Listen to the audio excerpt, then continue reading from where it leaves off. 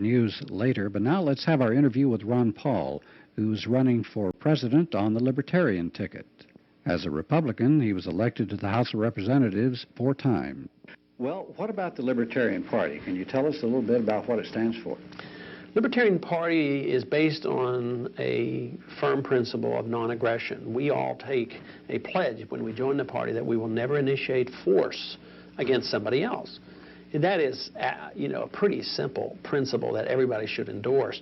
It's a principle of what makes civilization. That is, you respect other people's life, and you respect other people's property. Thou shalt not steal, and thou shalt not murder. It's that simple, and most everybody agrees to that. And the next question ought to be is, well, why should you be different than Republican and Democrats if they tend to agree with that same principle? Well, we believe it's such an important moral principle that if we can't take somebody else's property and we can't hurt anybody or we can't intimidate anybody or threaten to use force, we don't think the government can either. But we see the government as the initiator of force to bring about social and economic changes day in and day out. I mean, they may not come up to our front door with a gun, and occasionally they do. But we know if we don't deliver our money and our records and do obediently what the government wants in order to give up our portion of our income through the Internal Revenue Service, the gun will be quickly at our door and we will be in prison. So it's the threat and the intimidation, and therefore they're transferring wealth, something that we can't do as individuals. So we as libertarians reject this whole idea of forcible redistribution of wealth, which is the welfare state. Same way in personal liberties. We apply this principle in the area of personal liberties, and although I might want you and think you should lead a certain lifestyle because I think it's good and right and moral, I have no right to tell you what to do. If you want to live a certain way and I disagree, that's tough. That's your choosing. That's the individual's choice, as long as you don't hurt somebody else. So the person has the right to his own life and his liberty, his own lifestyle, as with one special rule, that your lifestyle, the individual's lifestyle, can't hurt somebody else. So if you do things that I disapprove of, I, as a libertarian, am tolerant and I accept that up until the point of no injury to anybody else. Now, I talk to libertarians or listen to them or view them on TV, and they're talking about government power all the time and abuse of governmental power. But I also see some libertarians, not a whole lot of them, but a lot of them also talk about corporate power as well. In other words, they're talking about power in general. There seem to be 2 types of libertarians. Well, I think we have one type of libertarian because we all accept the same principle. I think it's more easily found that you have several types of Republicans and several types of Democrats because they're interventionists and they can intervene any way they want. But I think libertarians are pretty consistent in certainly condemning the power of government. I haven't heard a libertarian saying that we need more government or they're not a libertarian. But on the corporate power, I think where the confusion might come is corporate size, if it's gained by serving the consumer, is not necessarily evil. So if you have 90% of the car industry, for some miraculous reason or for some unknown reason, there's no imports. If you have 90% of it, that doesn't bother me as a libertarian if you have the best car at the best price and the consumers are very happy. Now, if you have 90% or 100% of a utility company and you're gouging the customers and the customers have no place else to go, we detest the corporate size. We detest corporate power when it's gained through government power, government coercion. If it's a contract, the military-industrial complex is a pretty good example of how large industries benefit by big government. Of course, in banking, big banks benefit by this monetary system because they're sort of in collusion with the Federal Reserve System, so we detest that. We detest bigness, and we detest corporate power when it's gained through privilege from government. If corporations are large, and there's always free entry in a free market, if they're large because they serve the consumer, we don't worry too much about that because we know the consumer is benefiting. If they get to the point, if they had 100% of an industry, which is not possible in a free market, but let's say, just for instance, if they had 100%, and then they started to gouge the people, there would immediately be competition. There always has to be free entry and free competition. But nobody's ever figured out where there's ever been a true monopoly in a free market system. All monopolies can be traced to some form of government protectionism. Well, of course, now we talk about government and corporations. But as you've said, up at the top, they're all the same people. The corporate executives go to and from the government. They hold positions in the government. The people from the Trilateral Commission and the Bilderbergers and all, they're all corporate people. And they have their relationships and interlocks with the banks and with universities and foundations and all that. So to talk about you're really talking about one source of power instead of corporation on one side and government on the other, because it's all one pot, as you said. I think it's become one pot. Not only that is you don't have any help by, say, voting for a Democrat who may be a little more critical of large corporations. But we know Democrats are just as much in bed with big government, too. I mean, you take a Michael Dukakis, for instance. Do you think maybe Boston was somewhat dependent on some military contracts with Tip O'Neill? I mean, they're just as much. It's all demagoguery when it comes to these political campaigns. So either side, they're the same people control it. And, Ronald Reagan spoke sharply against the Trilateral Commission, but he was the first president to host the Trilateral Commission in the White House. I mean, that's how blatant it is. It's the same group of people. That's why you find no political action committee, no large corporation who supports libertarians. I voted while in Congress, I think the strictest free market set of votes ever, but I never got political action committee money. But small business people who want to compete against big business, they're free market people, and they're much more likely to be libertarians and believe in the principles of free enterprise. But once the corporations get real large, they're more interested in paying a couple $100,000 for a top lobbyist who knows the system, who can get a regulation that exempts their corporation or gets their contract in place. And this is the way the system works. So we reward the lobbyists and the political action committees much more so than we reward a principle of freedom. What about this Banking and Currency Committee? And we've had Congressman Gonzalez on, who's one of your colleagues, right. And he sees the world very clearly and sees the power structures at work. And I'm sure you have a clear picture of this also. Is this one of the reasons you became a libertarian instead of a Republican? Well, it's certainly one of the reasons why I got involved in politics, because I was very fascinated with economics and particularly monetary policy. And if you think about it, money is pretty important. If you look at all transactions, whether you're buying something or selling your services, 1/2 of all economic transactions is the monetary unit. So if somebody has control over the value of the monetary unit, they control every transaction. Therefore, if you have an institution, such as a government-ordained bank, like a central bank, like our Federal Reserve, if they have absolute monopoly control over the value of that currency, they control everything in the economy. It becomes a form of a government-regulated economy. It doesn't become socialism, but the money obviously is socialistic in that the government controls it. So if they increase the supply, the value goes down. If they tighten the supply, interest rates go up. So it's tremendous economic power. And the insiders, those who know what the policy is, literally can benefit. They don't stuff their pockets and line their pockets with cash. That's not the way it happens. But those who are in the inside and knowledgeable will benefit because they know which direction interest rates are going and which way the economy is going. And if you look at the members of the Federal Reserve, you find out that they don't ask people like me to be on the Federal Reserve, even though I've had experience on studying the issue and been on the banking committee. They ask only the people who are casually referred to as the insiders, those from Wall Street and the banking industry, the Paul Volckers and the Alan Greenspans of the world. They're on the inside. They know how to deal with the establishment, and they get these positions, and therefore it is a tremendous amount of economic power falls into the hands of what we call the Open Market Committee, the Federal Open Market Committee. They control from day to day the supply of money. They become the legal counterfeiters. You know, if you and I had control of the printing press, we could do a lot of things, you know, self-serving. That's what happens when the politicians create the central bank that control the money. Now, this control of the central bank and the money goes on regardless of which party is in power, right? It never changes. You know, they change a person here and there, but it's always the insiders. It's always from the same group. So if you have a Republican as president or the Democrats, they're going to get the same appointments. Appointments never change. And this can be said about the Secretary of State and the Secretary of Defense and the Secretary of Treasury and the Federal Reserve Board members. They all come from the same group.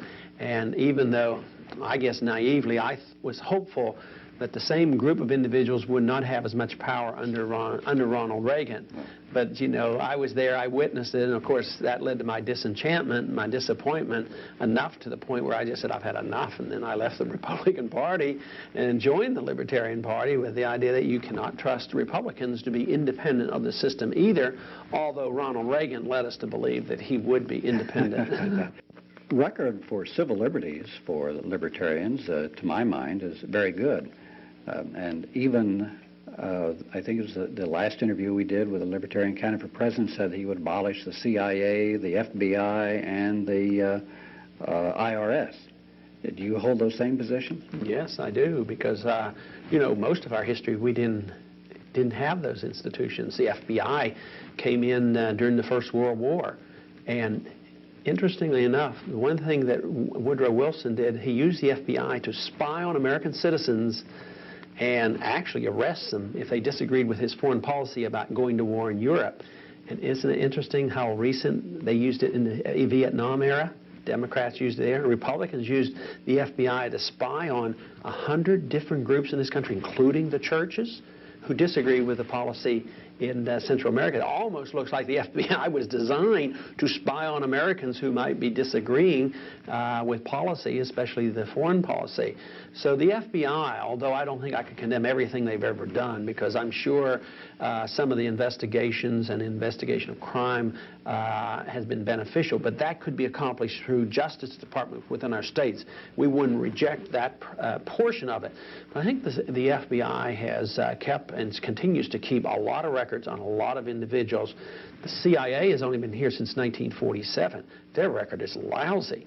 I mean, just think of the CIA used by the Democratic administration to murder Diem and escalate the war in Vietnam. And here we have a Republican using the CIA to sell weapons to the Ayatollah, to raise funds, deal in drugs, go to Central America, fight wars that have not been approved by the people or the Congress. So we see the CIA as very, very detrimental, skirting the law. And here we had Casey proposing a super CIA. He thought there was too much control over the CIA that existed, that congressmen now occasionally ask questions, and they don't ask enough. So they were talking about a super CIA. The CIA was used in a bad policy in Cuba. We think that intelligence gathering is permissible to defend this country. But up until 1947, it was done as a military operation. If you needed to know whether there were troops massing for an invasion, that the CIA ought to know about, or we ought to know, get that information, have that intelligence. But now in this age, especially in the modern age, I mean, we don't even need to have somebody over in Europe or in the Soviet Union. We don't even need to send powers in an airplane over Europe. We have satellites. So you can practically watch an individual walking around on the street with the technology available. So I would say even modern technology has absolutely moved us into an age where we ought to become more modern and get away from this CIA operatives snooping around, actually causing a lot more trouble than good. Does that include all these interventions and covert actions and surrogate mercenaries which we're using in Central America? Absolutely. We would do away with that. But that doesn't mean that we would complacently say that we shouldn't have a national defense. If we're concerned about the spread of communism, one of the first things we as libertarians would do would be to stop the funding of the communists. We're still sending money to the communists, increased under the Reagan administration. It's unbelievable what we've been doing. But if there is a threat to our national security, rather than using these secretive operatives going around and murdering and picking and choosing our personal dictators that serve our banking and business interests, it should be done through the Congress. Congress should know about it. It's the people's money, and it's the kids' lives that are being dealt with. So therefore, it should be open. If our national security is threatened, Congress ought to have a vote on it, never secretly with the power of a president to wage war. That's a very dangerous thing to happen. Some libertarians are against the public school system. They would close down the public school system. Do you think this is a good thing, or do you believe in that? Well, I don't think the public school system has a real good record. I think the educational quality is very, very low and getting lower all the time. I think that you can go to some of the big cities and you find out that the schools are drug infested and crime infested, and there's violence and very little education. More than 1 million kids drop out a year before they get their high school diploma. It's an armed fortress, and so we think the record is very poor. So we have concern about good education, and of course we want to go in the direction of privatizing all schools. But in the very practical world of politics, I don't think it's wise for me to say that tomorrow we could have private schools. I don't think it's likely to happen. So we can do a whole lot, set our ideals, work toward it, and we could change a whole lot. I think where we really have gone astray has been in this century, where we have gotten, in probably the last 30 or 40 years, when we got the federal government involved. And local governments have been involved in schools most of our history. And I think if we had the federal government out of it and the state governments and schools were controlled locally, although that wouldn't be perfect libertarianism, it would be a far cry better than what we have.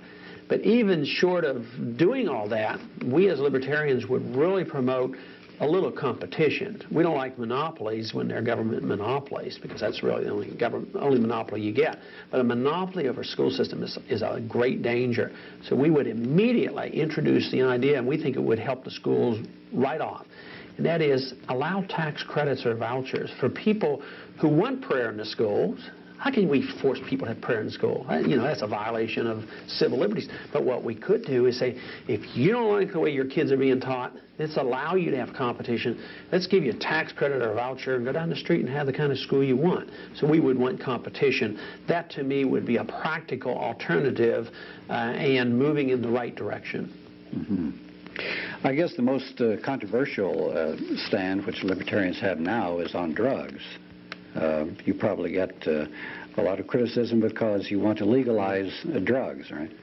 Well, but I think the most controversial thing about the whole drug problem is zero tolerance. I think that's what's controversial, this idea that we have no privacy. There's no financial privacy or privacy in our home because the Drug Enforcement Agency can break our doors down looking for a cigarette butt. They confiscate cars and boats, and houses are bulldozed down, all in the name of teaching people not to have bad habits. They're spending $10 billion. I think it's an incredible program of failure.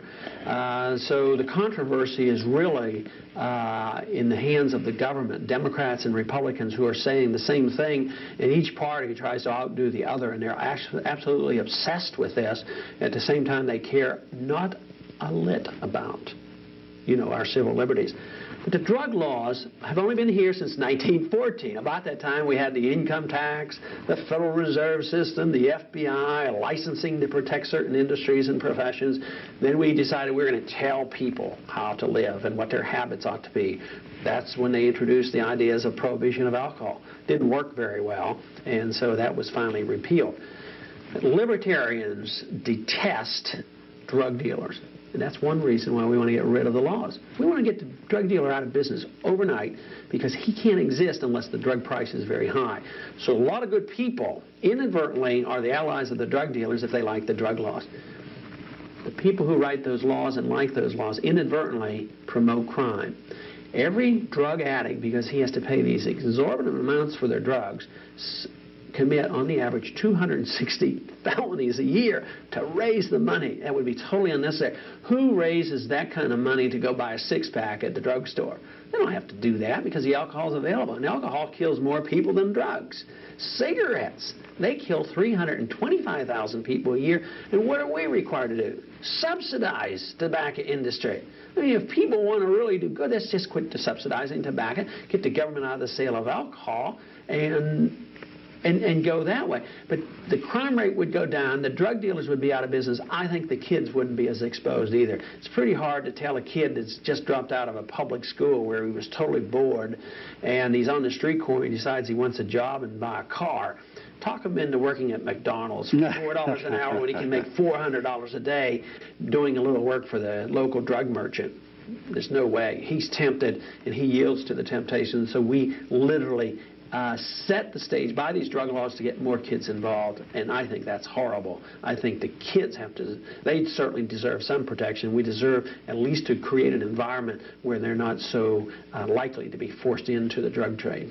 Now, you're a medical doctor, and you think that legalizing all these drugs would be good. Do your medical colleagues and the medical profession, they agree with this? No, to a minority. Matter of fact, I think that even drugs for treating oneself should be more readily available to people. Not that I think people should do it unwisely and use a lot of fancy medication without some advice, but if drugs were more available, if a nurse could prescribe penicillin, it certainly would be a lot cheaper. Nurses are capable of telling you whether you have a strep throat or not. It would drive the cost down. So doctors have a little protectionism involved. They like their little monopoly. So the AMA, matter of fact, the AMA lobbied me in Washington to vote against even allowing doctors to give heroin for dying cancer patients who couldn't have their pain relieved from morphine. But they did not want this to happen because they wanted to have control, and they didn't want to look like they were soft on drugs, but they want control. So whether it's the drugs necessary right now, the FDA, I think, does a horrible disservice to us all by making it very difficult for AIDS and cancer patients to do alternative treatments. Yes. They're smuggling drugs from Mexico. We think of Mexico as a socialist state, and yet they can get drugs more readily there. And we're having dying cancer patients, AIDS patients, smuggling drugs up into the free United States in order for them to take this medicine. But the FDA argues, well, we got to make sure it's safe and effective. Well, if somebody's dying, don't you think they have the right to take a chance on a drug, on an experimental drug? But the AMA isn't helpful in here, and the medical profession is very poor. A lot of doctors would agree with me, but I think they like the idea that they're sort of godlike and they get to write prescriptions, and they certainly think that opening up this whole barrel, so to speak, would be detrimental to their protection, and they're interested in organized medicine. What about the police and law enforcement profession? Would they be for your point of view? It would put a lot of them out of work. I think a lot of them would make a lot less money. Their system has been corrupted by it. Oh, gosh, it's terrible. It's another example of how foolish some of these laws are is the prisons are running rampant with drugs. If we can't keep drugs out of the prison, how are we going to keep drugs off the street? Which means it's very much a corrupting influence. I mean, we read stories. I'm sure the majority of the police are not involved, but you don't need very many to really make a lot of money off it. So there are going to be some officials who would agree with us, and I've had some. There was an interesting story of an individual when my staff went to work for a candidate who was running for a governorship in a large city. And they brought all the district attorneys together because crime was the #1 issue in that state. And they said that the only way you could ever get rid of crime would be, and they all agreed on this, is you'd have to get rid of the drug law. So behind closed door, without the press, they agreed the drug laws created crime. And you know what they said? You can't ever achieve that because there are too many people on the take, too many judges and too many policemen like this, so just forget about it. We can't deal with it, and it's too much of an emotional issue anyway. But it is an important issue. I think the discussion has progressed a whole lot in the last 6 months. I think we as libertarians have done a whole lot of good in getting this discussion out, and I am going to continue to debate this because as a parent of 5 children and as a physician and as a non-drug user, I think that I have some credibility in making this debate on the idea that drugs ought to be decriminalized. Let's talk about what could be the most explosive issue of this campaign if the mass media would get a hold of it and do something about it, but they're covering it up. And that is you were talking about the government involvement in drugs. There have been government investigations, there have been private investigations, and we've interviewed a lot of people, ex-CIA people, who have talked about the CIA involvement in drug operations for many decades. It's public knowledge, though once again the media are not saying anything about it, that Oliver North and his people involved with the Contras have been running drug operations, cocaine primarily, bringing it back into the United States. And there are other investigations which show that George Bush's office, Donald Gregg particularly, and the people he was working with, have been supervising an enormous drug operation, which once again was sending illegal arms down to the Contras and elsewhere, and bringing cocaine and other types of drugs back into the United States. But neither the Democrats aren't talking about this. Now, are the Libertarians talking about this, and do they put this into the framework of the drug law situation that you're talking about? We talk about a whole lot. Of course, we always have the trouble of getting the attention that we think it deserves. There have been a few Democrats have talked about it. Senator Kerry's office has done some work. He's done a lot of the investigation. Right, and I think he's on to something, and I think we've gotten some other information too, of course, that the CIA has given Noriega over the years $200,000 a year. Oh, yes. And they kept feeding him money, even when Bush was the head of the CIA. I think George Bush is deep into it, well over his head. Somebody asked me once if I thought George Bush knew about as much was going on as Ronald Reagan. I think George Bush knew a lot more about what was happening in the CIA, because I think Reagan was probably more removed from it, I mean, just by his own personality and maybe his age or something. But I think George Bush, through his office and through the fact that he was a member of this, head of the CIA, I think he was very, very close to it. He knows exactly what was happening, and I believe the rule that once a CIA member, always a CIA member. And I think it's awful interesting. Can you imagine? It would alarm a few of us in this country if all of a sudden we knew that the leader in the Soviet Union would be the head KGB agent, and here we take our head CIA agent and put him, potentially the head of our entire country. Unfortunately, I wish that we could get this information out, and I continue to talk about it, but I sadly believe that there will be very little said, which means that the Democrat aren't doing it, that means they're involved too. They're involved also. And I don't think there's any doubt about it. I mean, it was even some of it got reported in the Iran-Contra scandals. We did know that there were drugs involved, and they were selling drugs back and forth. I think that might be the number one reason for the drug laws. I mean, they use and play on the good people of America to support them, but I think the number one reason is not to have high prices for some two-bit drug dealer, as much as to raise the funds necessary for governments to do illegal things, whether it's some terrorist government someplace or whether it's our own CIA to fund programs that they can't get Congress to fund. I think it's tragic, and the sooner we get rid of the drug laws, the sooner this would end. There is a great push now for some type of national health service, national health care. The United States is the only Western capitalist country outside of South Africa, if you consider that an advanced Western capitalist country, which doesn't have some type of comprehensive health care system. Are the Libertarians for this, or are they against it? Well, we're for a comprehensive health care system, and we want everybody to have major medical coverage and the best insurance and the best medical care. That's why medical care has to be delivered by the free market. If we don't care about medical care and quality, if you like lines, and if you like the medical care the Indians get, and if you're happy with the Veterans Hospital, and if you're happy with how England runs things in the Soviet Union, then I guess we need another move in the direction of socialized medicine. Government now, even though we don't have a major national program, government now delivers 60% of the health care in this country. The more we spend, the higher the costs, the lower the quality, less people can get the care. I mean, it's a lousy delivery system. Poor people who can buy their TVs and cars and video cassette recorders have no health care. They buy the VCRs and the television and the cars in the marketplace. They get their health care through government program.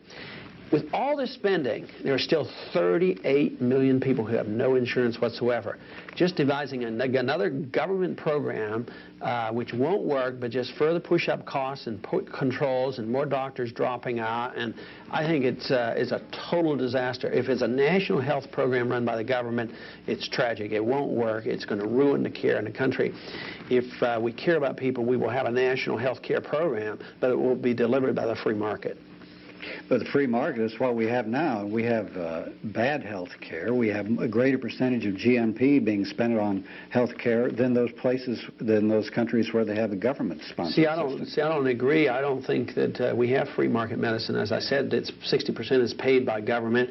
We have coercive rules that force governments into these HMO organizations. Government, the large companies had to offer these things, so they've been growing and now going bankrupt.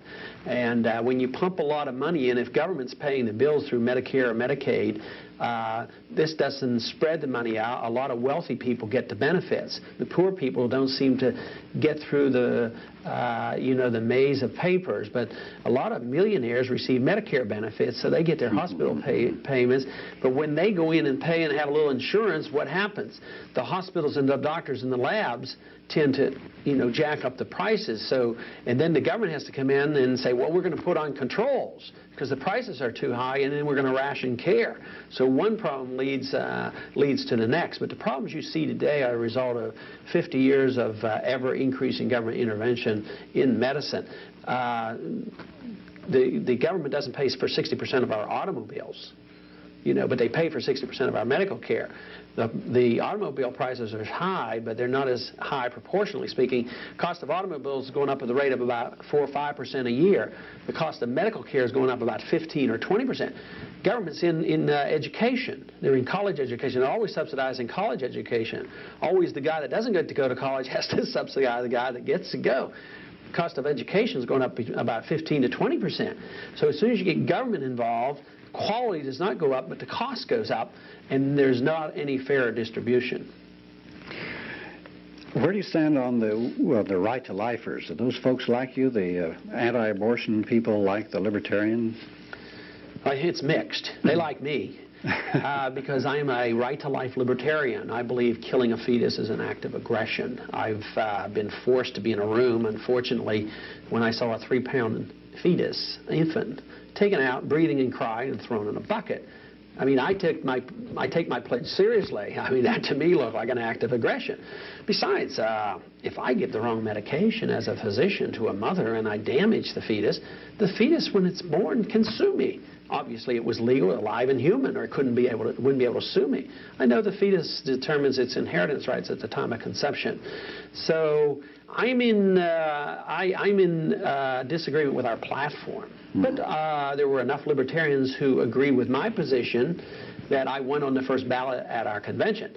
The truth is, it's a difficult issue, and nobody likes to think about it because the way the law states now under Roe versus Wade, the fetus 1 second before birth at the weight of 9 pounds still has no legal rights, and nobody enjoys defending that position.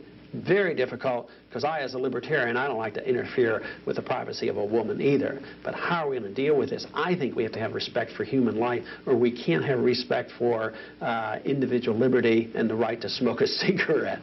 So you think the government has the right to force a woman to carry a fetus full term then?